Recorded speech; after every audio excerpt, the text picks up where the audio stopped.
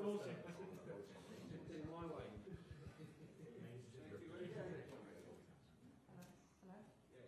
are you doing? Hello, is this on? Is it on? Yeah, okay, cool. Is yours working? You switched up. 1, 2. Hello, is this one on as well? All good on this one? Yeah, perfect.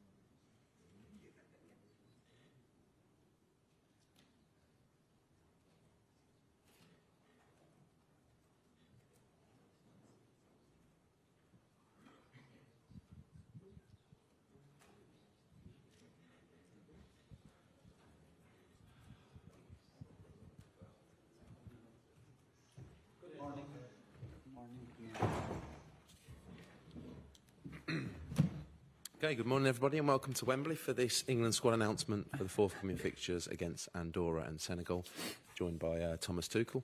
We'll shortly throw it to the floor and we'll make it a maximum of 2 questions per person, and if we do have time we'll come back round at the end. And we'll start as ever with Rob Dorset, Sky Sports News. Hi Thomas, I'll let you get your water sorted out first. Yes, thank you so much. How are you? You well? Very well, thank you. Good man. Let's go. You've surprised a few of us again with your selections and interested us an awful lot. Did I? Yeah. I wanted to ask you first about Ivan Toney, who for us is probably the biggest headline inclusion, and Dominic Solanke not being in the squad. Yeah. What are your thoughts? Well, first of all, Ivan deserves to be with us, I think, and I'm convinced because he scored over 20 goals for Al Ahly this season. He won a major title with the Asian Champions League, had big involvement in the team, in goals and assists, and huge contribution. I told you last time, I think that I will try to put a visit in my schedule and visit him in Saudi, which I didn't make, so I thought, why not to bring him over and let him travel to us. It's a good occasion now to also test new players, see new players, meet Ivan in person, see him in the environment. It's we decided to nominate 3 number 9s, 3 strikers, with Harry and with Ollie Watkins. And I had a call with Dom Solanke, of course, who deserved to be with us, who won a major title, a major trophy now with Tottenham, and he was a big player for them. But he was in camp already. I have a clear picture what Dom can bring to this group and what he did, and now is still the moment to see new players, get a feeling for them and see them within the group. And because Ollie and Ivan were both not with us, that's basically the decision. Thank you. It's a 26-man squad you've named, and obviously the Club World Cup, which you've won yourself, starts 4 days after your friendly with Senegal. Will you have all 26 players here for both games, or do you plan to be a little bit flexible for the players that have got big commitments coming up with their clubs? To cut it short, yes, we will start the camp with 26 and finish the camp with the same 26. That's the decision in the end. Me, myself, I was an advocate and I could see the reasons for the players who go to Club World Cup to maybe leave a bit earlier, to maybe change the squad. We had even discussions if we nominate the squad without Club World Cup players. So the discussion was very open in all directions, but very, very quickly. We understood that it's also important for us. It's one of 5 camps. It's only 1 year to go until the World Cup. So why to send players away? We want to cherish and worship every day that we have together. And what signal would it send to the group to send players away? And I can understand the arguments, especially of the clubs, who would love to see their players maybe get a rest. But we have, I think, strongest arguments for ourselves and for our goals that we want to reach. And like I said, we are building a group. We are building a togetherness. We want to develop a camaraderie, and this is only possible if we take every day seriously. And that's why we keep the group together. The players know it, the clubs know it, and this is our decision. Thank you. Carrie Brown next. And we will manage we will try to manage then the minutes of the players, of course, regarding who will play the first match, second match, and will go to a Club World Cup. Carrie. Thomas, there was some belief that Ben White might come into this squad. There are situations off the field that mean he has a future in England, but he's just not. Very strong progress and was involved in the latest matches of Arsenal, which we had a talk, and we decided that is at the moment not the moment, because he is he will become a father very soon. So and the baby is due right in the exact date of the camp. So it's his first child, and we wish him and his wife all the best for that. And we thought if he comes back, he should come back with a clear mind and a free mind and full focus on football, which is now not the case. So we decided together that this is not the camp for him to come back. It is also, he played lately, but I think he can still, a second reason is that he can still like 10, 15, maybe 20% increase in the physical ability. So giving all circumstances, we decided that he is not with us. The follow-up question is, he is now ready and available, and you're ready to select him for England? Yes, 100%. For the next camp? Yeah, 100%. He was ready. He was ready to be selected now, but the main reason is because of family, because of hopefully nice family reasons, is that we don't pick him. Thanks. Alex. Hi, Thomas. Trevor Chalobah in for the first time, a player you know well from Chelsea. Can you tell us the reasons for that? And also, no Mark Gahey. Was that fitness or selection? No, Mark was normally meant to be with us, of course, because why not?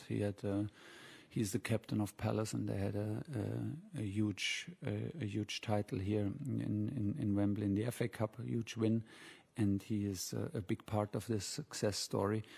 And he had a good period after camp,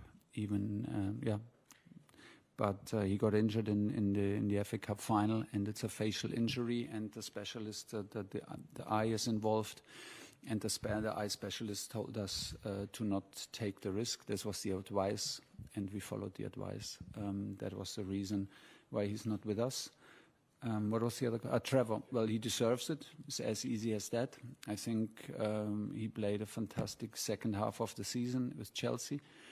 He is very, very consistent on a very high level, especially after our first camp in the last months. And that's why we try to give it a go. And just on the Club World Cup, have you had any managers reach out to you specifically and asked you to leave their players out? No, I never did this as a club manager, because I always respected the international duties and also the wish of the players to represent their country. It's an honor and a privilege, so I always respected that, and I had the feeling everyone respects now our decisions. The clubs reach, of course, out to the federation to understand in which direction we are going and what we are planning. But everyone knows and accepts that it's our choice, and everything good. Okay, any questions outside our 3 broadcasters here? Yep, James, Ollie at the end there. Hi, Thomas. Hi. It's always a balancing act, club versus country. It's always a conversation with England, I'm sure a lot of other national teams. How have you found being on the other side of those conversations as an international manager? The more experience I got, the more calm I was with these periods, and the more experience, the more international my teams were, the more I understood how much it means to players, especially also players from South America, who are always eager and keen to play for their country. And I tell you very openly, very honest, our players are very proud to come to camp, even if it's like, an extra travel arrangement. It's extra games in the schedule, and the June window is never an easy window. The March window is never an easy window for the players who are involved in international in the European competitions, Champions League, Europa League, and about winning domestic titles. The June window is never easy because some players had already a little bit of holiday. Some, like the Chelsea guys, play on Wednesday a major final. So everyone is also keen to have some free days, and then comes the nomination. But overall, everyone is excited, and when I speak to players, they are more than happy to come. They want to come. They are desperate to come, and that's the feeling that we want. I think they also know that it's kind of new. It's our second camp together, so we feel the excitement, and everyone is proud to come, and this has to be like that. And just on the Club World Cup, it's obviously a competition you've won, but it was a week in February then. It's now 4 weeks in the summer. Yeah. I mean, there is a view that it's a tournament sort of too far for the players. I wonder what your view was on it. Yeah, it's a massive tournament, a new one, of course, a lot of traveling, and it's the tournament is very long. But that's the calendar nowadays. I think once the players are there, I think the players will love the challenge. The players will embrace the challenge to play against teams they have maybe never played before. So there are like some big matches coming.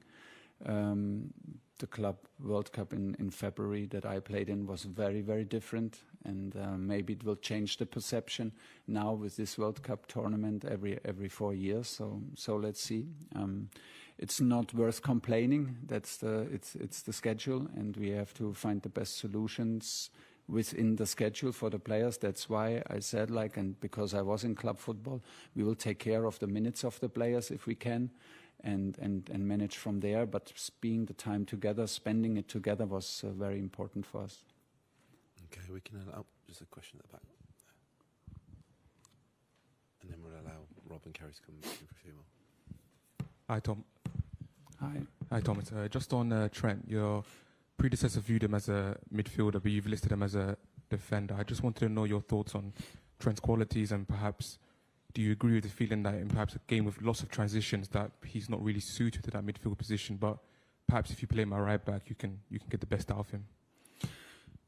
Hopefully we get the best out of him. Well, I think there cannot be any doubt about his talent. I think he's a pretty special player and a kind of a unique player. I would say he is a right fullback. That's his position.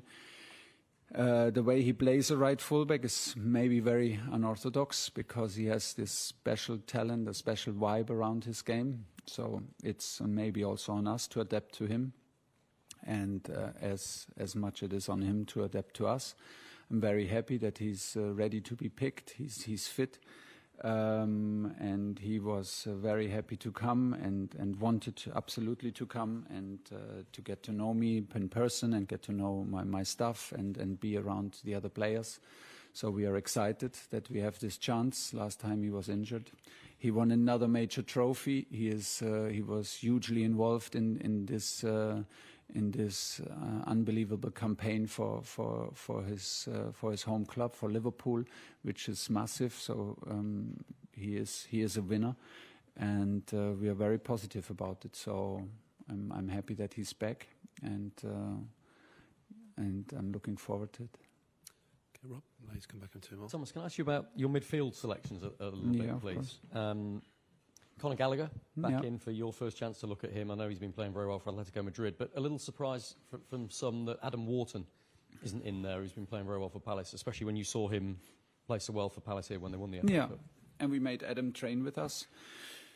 In the last camp, when he was with the under-21s, but he trained with us and was very, very good, we know. So at the moment, there's also a little injury problem, like a concussion protocol going on from the final in the FA Cup. And together with Tino Livramento, Cheryl Kwanzaa, Elliot Anderson, Liam Delap, like all names that could be, play a role for us.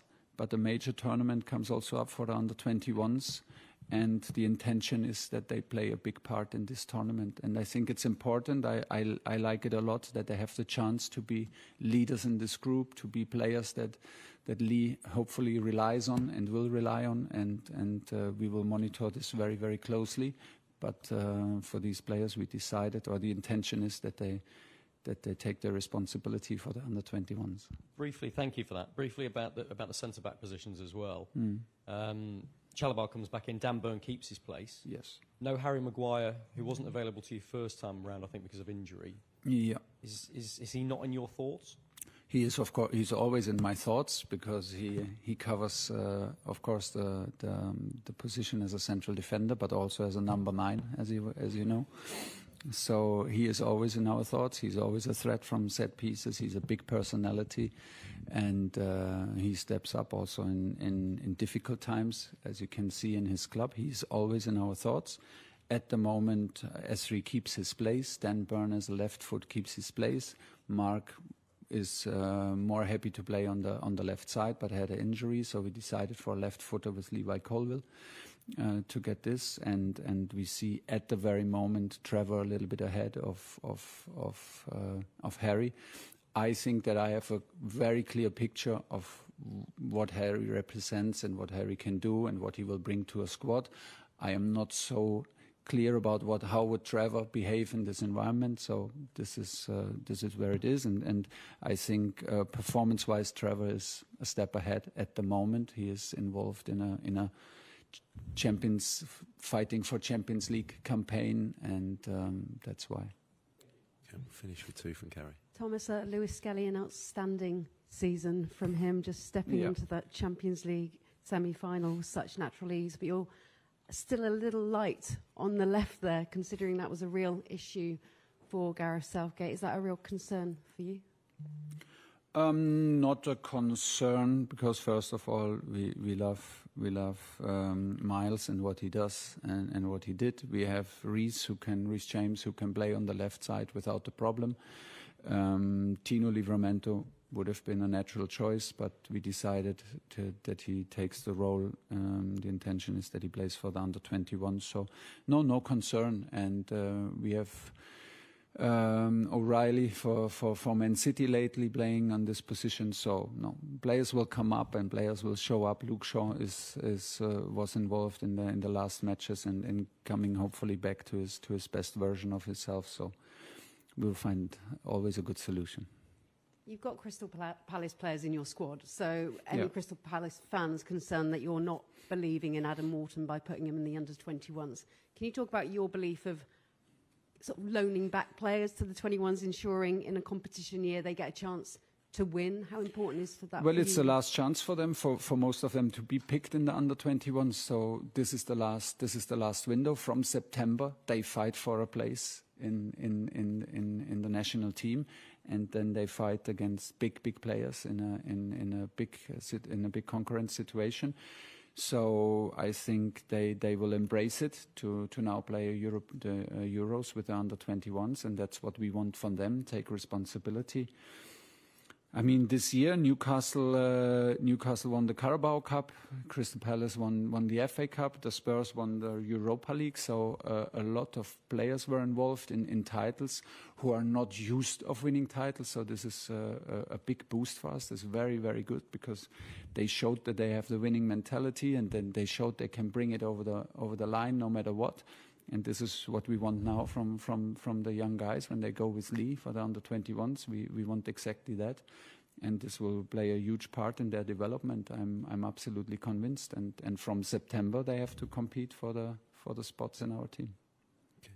A lot of people see the Wharton's exclusion, Jordan Henderson into the team. I spoke to Harry Kane about Jordan Henderson, and I was like, can we talk about what a future coach he'll make because of his leadership qualities. And he said, no, that would be disrespectful because he's still giving so much on the pitch, so much to the squad. Can you explain to people that are still quite sceptical that he's in your selection again, what he brings to you as a coach and on the field, even when he's not playing?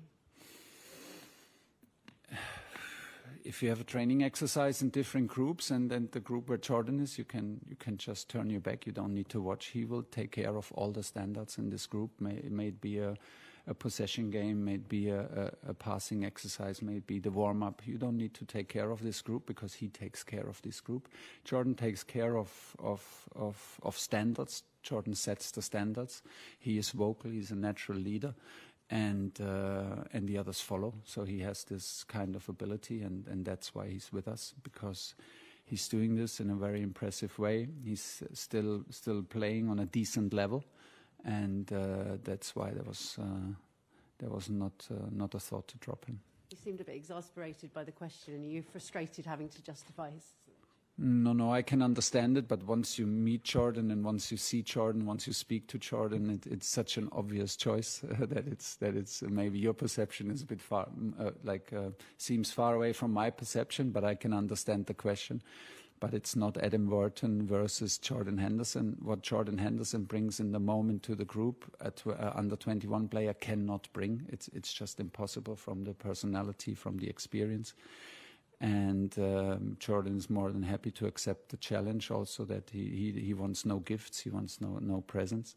And at the moment, considering the last camp, it's only my second camp, so considering last camp, he had all the right to be picked again.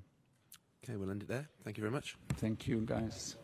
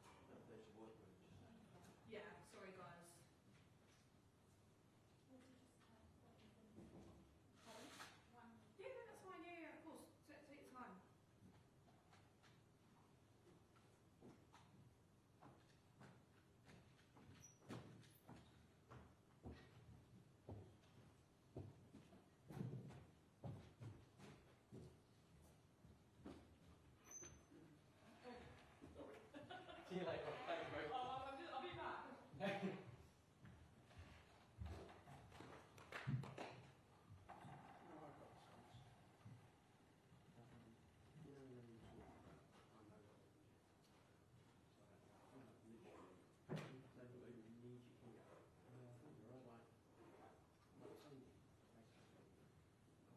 You're on trial, yeah. Yeah, I'm trying. Yeah. Decision only. I think you can. Yeah. I think it's early enough into tenure. It's a whole 12 months before, so it's early enough for him to experiment a little bit, isn't it? Until he finalises. How many done it? 3 years. No, but it's already a bit contradictory because you've got 5 caps. So fuck it, I'm not going back to go close. It's 5. I've got 5. No, it's not. Yeah. So I won't really do the rest of the time. Oh, but